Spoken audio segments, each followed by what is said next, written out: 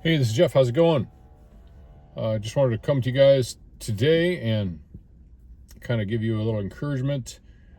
Um, there are a lot of questions out there that people have, of course, about Christianity and all those things. I mean, at the end of the day, I always tell people to go back to the Bible. It's always our foundation, it's our only foundation. And we get off the foundation all the time. That's human nature to get off the foundation. I don't care what it is. I don't care what field of study. I don't care if it's politics, obviously architecture, anything. And I think that's just human nature, really.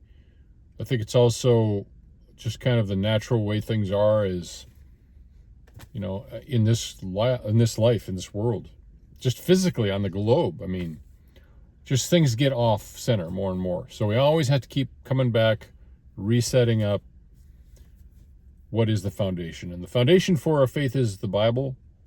Now, people used to tell me that, before I was a Christian, and I thought they were silly, So I'm saying this, and I understand you're going to think I'm silly, okay? But I want you to know that I remember the feeling of hearing people say that, and it made me angry because it made me feel like they thought that, they were know-it-alls, right?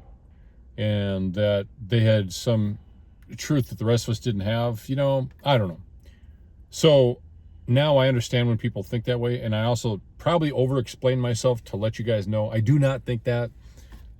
Just one poor soul coming to another poor soul saying, hey, I found an oasis of water and refreshment. If you want some, come get it. It's right over here. It saved my life. Maybe you want to save your life.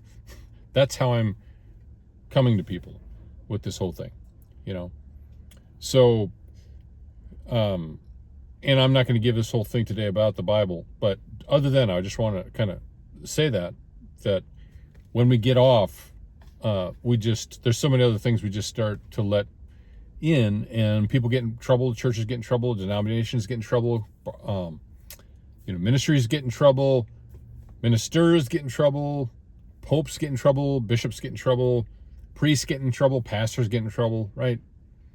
So there's a lot of scandal going on. People are like, what's going on with all of this? How can these people just stay in power and they keep doing these crazy things? And I just want you to know from me, what I see in the Bible is you can't just do anything and retain positions. You can't just do whatever you want and keep doing your ministry for God. There are qualifications in the Bible. So if you go back to the Bible, you will always find the answers. And there's plenty of answers. It's clear to me when people can't find them is they don't want to find them.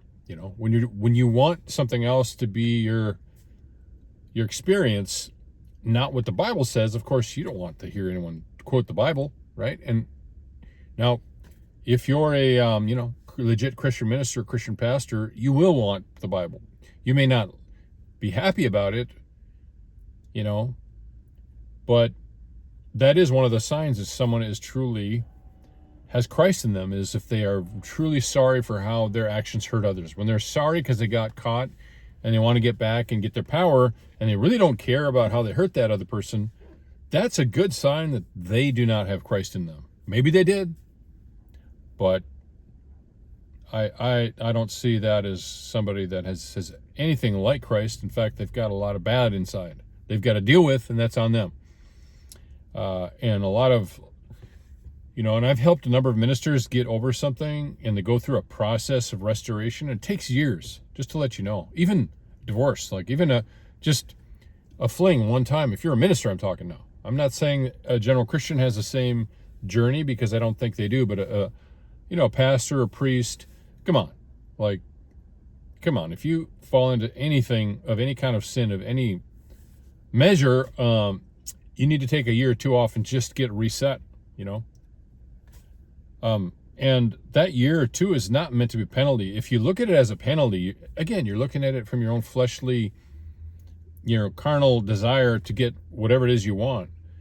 And you're mad someone's going to take you out of that for a couple of years. But the truth is, if you're truly sorry and you really want to learn what's making you do the things you're doing, you will want to take some time off, and Christ in you will want to do that.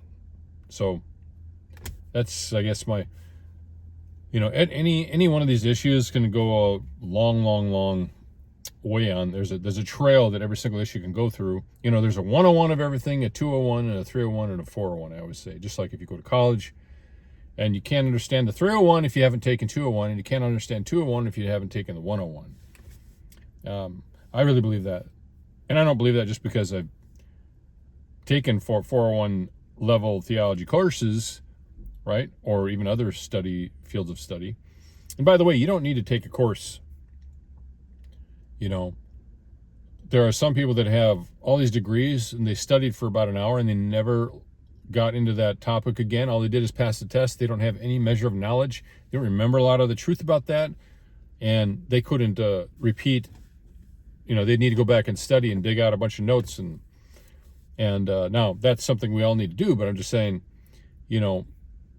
so that goes to another post I'm gonna make. I can maybe put a link to that, which is the 401 of everything, the 101 and the 401 of everything. It's so important. Okay, but this one is about, at the bottom of this post, about spiritual knowledge, spiritual experience, and why degrees is not, especially when it comes to Christianity, that is not where it's at. Just because you have a degree, you may not even be a Christian, like we're talking today. So it's more about what level of truth have you let sink inside yourself, and have you grasped from inside out, and are you had understanding of it? Einstein could repeat what he knew because he had understanding of it, right? We went to the moon. Okay, some people say we didn't go to the moon, but we certainly sent these rockets with all that science, not just out of nowhere, right? We built truth upon truth, understanding upon understanding, revelation upon revelation.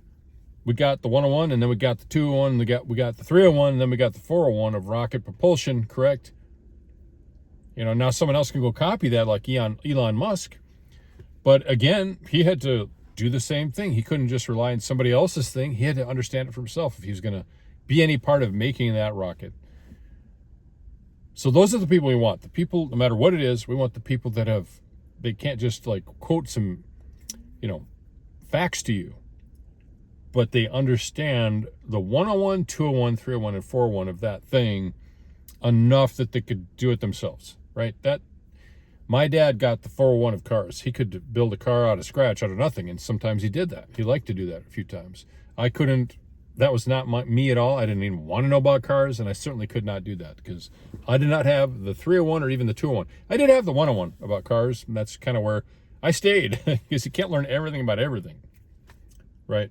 So anyways, we'll stop there, but thank you guys so much for watching this, and I hope it encouraged you in your faith, and we'll move on to the next thing.